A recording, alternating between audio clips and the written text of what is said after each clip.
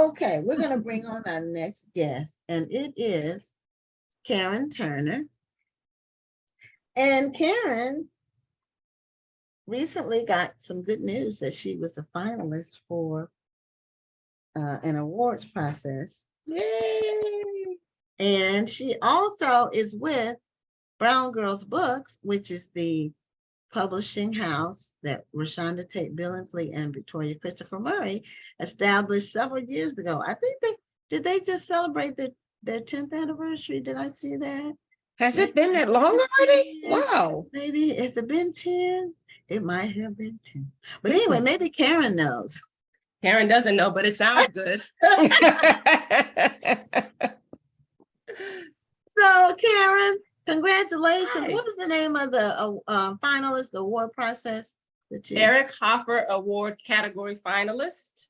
Okay, and it's for your book, The Other Twin. Yes. And you have a copy of your book? Of course. Of course. Let me turn off this blur Okay. so you can see it. Okay. There we The go. Other Twin. All right. So congratulations on that. Thank you so much. Now, that award process, tell us a little bit about that award. And Well, it's an what award is it based on? it's an award that's really focused on smaller independent presses. They tend not to get the same attention that the big publishing houses get. So this particular award is focused on writers, independent publishers, self-publishers. So there's a submission process, and then they judge, and there's a mysterious judging that goes on, and several weeks later you get an email that says, oh, you're a category finalist, but you didn't win, but it's okay. Yeah, well, being a finalist is an honor. Closer than I would have had I not done it. So There you go. There you go. My first time, I think that is wonderful. So I'm very, very happy about it. So I was doing a little happy dance. Yes. Yeah, I mean, that it's an honor anytime you compete with a bunch of other books in the category you're in, and the cream rises to the top and you're in there. Absolutely. Right. Absolutely. Yeah. And my mother was not the judge, so I know that there was some objectivity. Oh my goodness, you are funny. I like you. Yeah. Well, right. It was an objective process, Yes. So that's really, really an honor, and great for Brown Girls Books too. Absolutely. Absolutely. That one of their authors was a finalist as well. Mhm. So, Yes. so did they announce the finalists and the winners at the same time? Is that the way their process goes? I or think do they so. announce the finalists and then the winners come later? Because I different think ones the winners, I think I knew about the winners first and then finalists, because I didn't get an email about the winners. I got an email that I was a finalist, but I was looking on the website to see who won, and I saw winners. So you were stalking is what you're saying. Pretty much. Yeah. Yeah. I wanted to know. Hey, I wanted to know. I think it's great. So tell us a little bit about The Other Twin and what's the general storyline for The Other Twin? Well, The Other Twin is, I like to call it a sophisticated coming of age story, because it is about young people who are trying to figure out who they are in college, but it approaches it from a intelligent way. When we were in college, or when we were out of high school trying to grow up and be adults, we faced issues that kids these days, older teens and young adults face. And I wanted to make sure that was reflected in the book, because that's how these characters develop. Now, the interesting wrinkle in this book is obviously it's about twins, and it's about their relationship broken. So the one twin untwins her sister. So we begin the story with a broken sister relationship. And the main character, Ebony, pretty much has to figure out how she's going to get through life without this other person who has basically been who she has defined herself by her entire life. So the book is based on a fictional college campus. I didn't want to offend anybody's college by using a real one. So I made up a college campus, and they live their life. It's their sophomore year, first semester. So imagine all the things that could happen in college in sophomore year. It happens. All of that happens in this book and more. So that's why it's a little more sophisticated than just, a regular Jack and Jill went up the hill kind of story. Right, right. There's drama, there's intrigue, there's romance, there's conflict, there's all of that good stuff.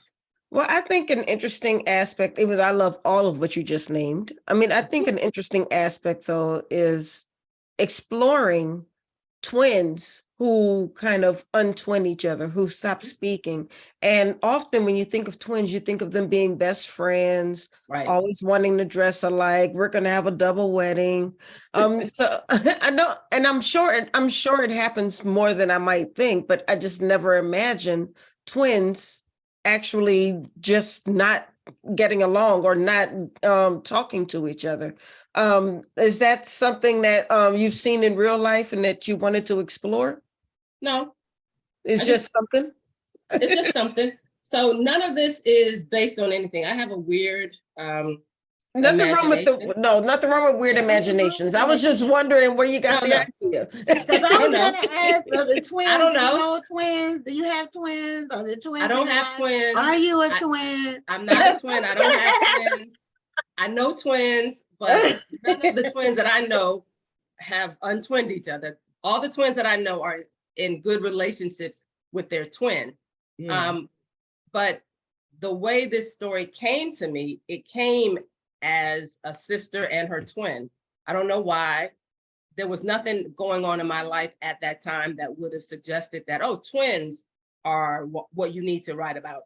The whole story of writing this book is actually a story in itself. But at any rate, once the twins came and once it was clear that they were in college, then there had to be a story to tell. Right. And it's not really interesting to just talk about twins who get along and go la la la la la. There needs to be something more. So then the whole idea of them not liking each other came into being. And then I had to tell us the story of both of them, of the one who wants to get away from her twin and the one who is being abandoned, so to speak, by her twin. So their stories are both told, but the primary focus is the twin who's being abandoned. That's Ebony. The other sister is Essence. She's portrayed as a mean girl. She's really unlikable for most of the book. Okay. Well, you named them after magazine. I did. And you know what? It's funny that not everybody catches that immediately. But it's great, Yeah. Hey, you have to name the character something. And so it's we were talking about naming characters in the previous interview about how writers come up with names for their characters. Right. Sometimes it's random, sometimes there's a method to it, sometimes it's just in this case it fits. But I love that because they both start with the E, and a lot of times twins' names start with the same letter. Right. And as far as naming characters, I did use the names of a lot of my friends and family, their first names or their last names for names of characters and buildings and different scenes in the book I use their names. So when my friends have read it and they see their last name, like, is that me? Were you talking about me? I'm like, yeah, that's you. That was a little fun thing I did along the way. But other than that, there was no real method. Yeah. Yeah. So where is the setting for the book? Is it a fictional town as well as school? So the Yes. whole, okay, so It's in Connecticut. Okay. Not far from New York, like 2 hours from New York City. And Okay. it is a fictional campus. It's a predominantly white institution. Okay. I attended one, and there are not a lot of stories about the Black student experience on white campuses. So that is partly why I made up the campus, because I needed to have a lot more elements than my campus had to make the story have something interesting to tell. So I did use scenes from different campuses that I was on to kind of create this particular campus. You are right And- about that. There are books where the people are attending the HBCU. Mhm. You know, there's a lot of books like that. I went to a PWI too. So, Mhm. and yeah, the Black experience at a PWI is Different. different. Yes. Yeah, yeah. And you know, in there certain- needs to be a book written. I might put that in another book. You've given me an Well, idea. In certain ways, though, I mean, because I went to a PWI and the Black community was actually a little bit closer at a PWI, probably because there weren't as many of us. So Right. not saying that we were all family, we were all friends, but we Right. all knew each other, and the community was a lot closer Yes. because there were fewer of us. Absolutely. And Well, that I is think it portrayed depends on the in, school. yeah. Yeah. It So could. this school, I went to a college that was small, so we did not have a large Oh. Black community. So we all didn't know each other. We didn't all hang out together, but there was a knowledge or an awareness of every Black person who was on campus. We could, if we walked down the street and saw a Black person, we would know, yes, no, they're not. So, which made it interesting that there was as much racial bias on campus when I was there 30 something odd years ago. There's so few of us. What do you mean you don't recognize me? You know, it's kind of that feeling. And so in this story, the campus that I created is bigger than the one I attended, but the issues are similar, where Black students are being singled out and asked to show ID or prove that they are allowed to be in certain spaces, or they're being questioned or challenged or treated differently in classes. So that some of that is reflected in this book, because that is the lived experience of students on white campuses, of Black students on white campuses. There used to be a whole conference called Black Students on Predominantly White Campuses. I went to Really? it one year. Really? Yeah, when I was in college, there was a whole conference just for Black students who went to predominantly white universities. And it was called Black Students on Predominantly White Campuses. We had breakout sessions. Never heard of it. Me either, but it sounds like something that was needed. I would have gone if I hadn't had one when I was in school. Just because it's so isolating. It's a good support. For Yeah. me, Yeah. for us, because I went to Georgetown, which is a big school. It's not a huge school, but it's not a small school. It's a private school. But there were so few of us, and they made it to where we did get to know each other, because they had us come there. Like before I went, when I was a high school senior, they had a weekend. This is how they got us there. They had a Black weekend.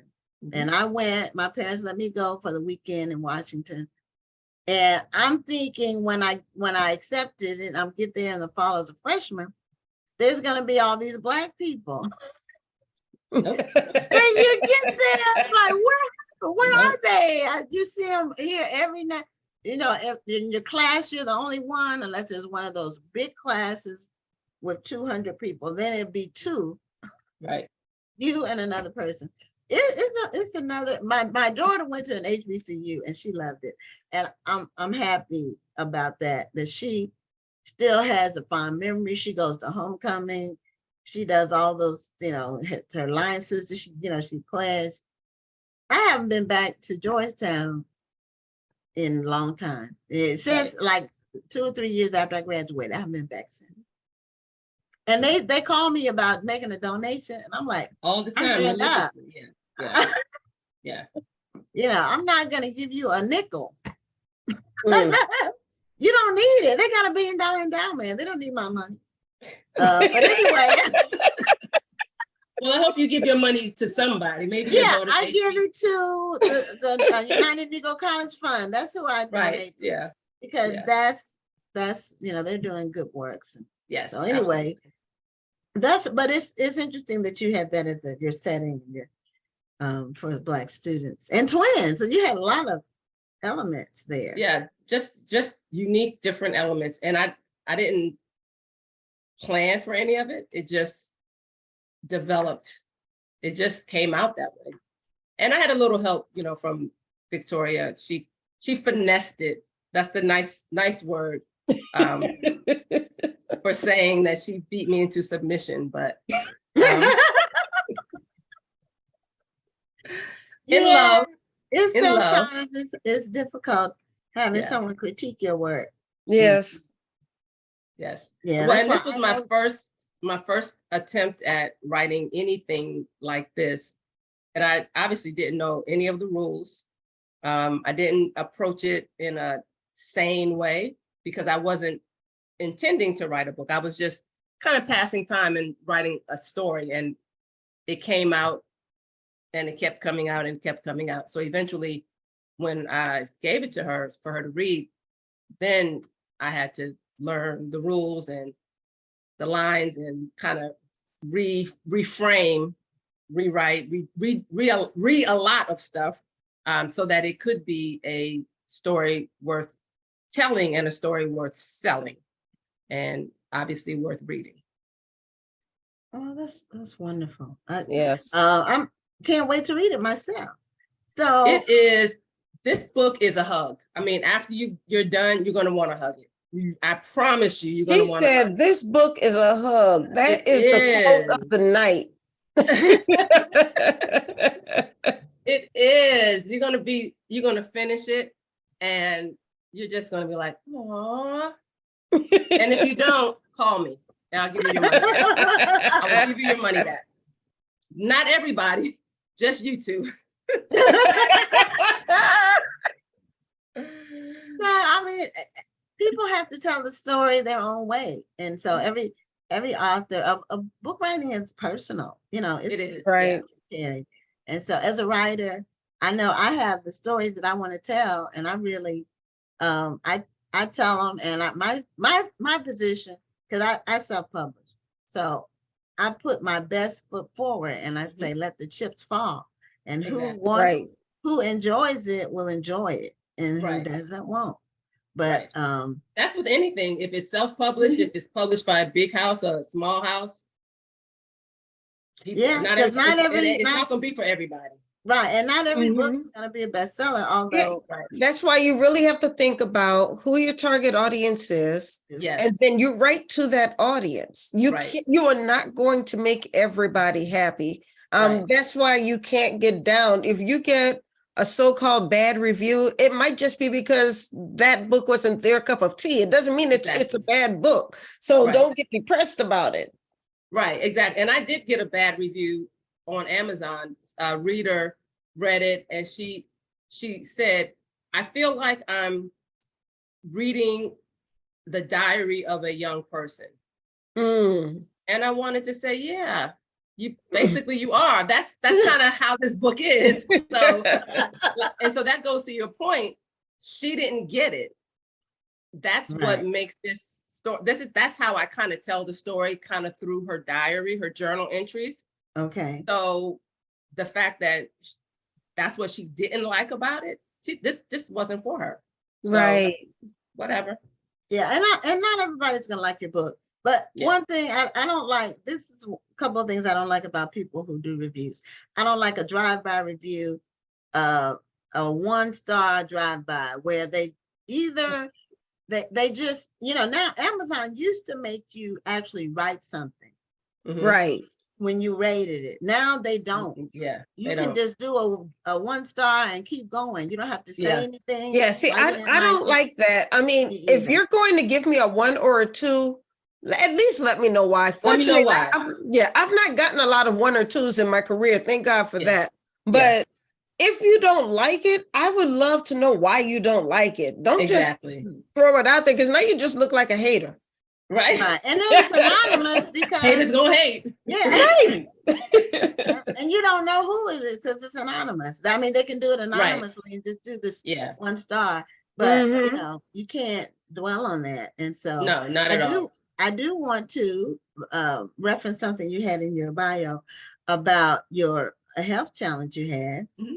And That's putting it I mildly. wanted to know if your health challenge, which was a major health challenge, Yes. and you can tell however much you want of it, but Uh-huh. did that happen before you wrote the book? Yes. So in Mm. 2011, I was diagnosed with stage 4 brain cancer, Oh, wow. glioblastoma. And Yeah. it is the, obviously I'm an overachiever. So it was the deadliest, the most aggressive kind of brain cancer you could be diagnosed with. And the prognosis was very, very bad. As you know, you've probably heard many like John, I can't even remember his name, Ted Kennedy, Bo Biden, they all had Okay. that same diagnosis, and they died within 2 years probably. So I did not have that same outcome. Right. And for me, God and I had this understanding that, okay, this is now my assignment to get through this and then do something. What that was going to be, I did not know. But I can say that life post that diagnosis has been so amazing, so much more than I ever could have imagined. And it would not have happened, I think, had I not had to completely stop everything.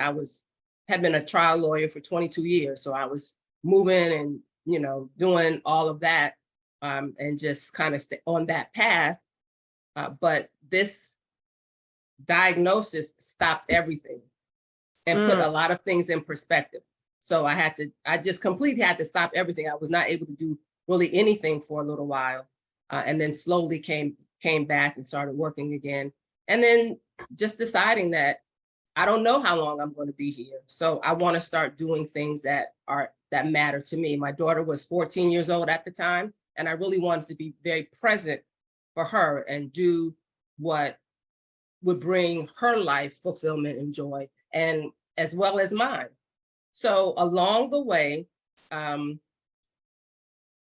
my health was perfect. I didn't have any recurrences. I didn't have any long-term physical side effects from any of the treatment. I did have some of the executive function difficulties that made it hard to go back to doing the kind of work I used to do.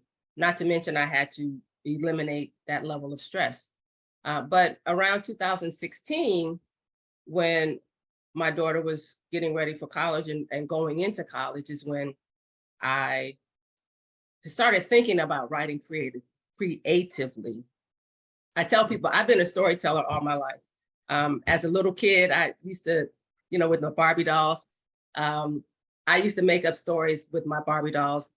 I think more obsessively than other kids, because they had whole lives. They didn't just come out the box. They came from somewhere, they were going somewhere. Ken had a job, and it was just very, very involved, and it was all in my head. So I kept all of those stories in my head for a long time.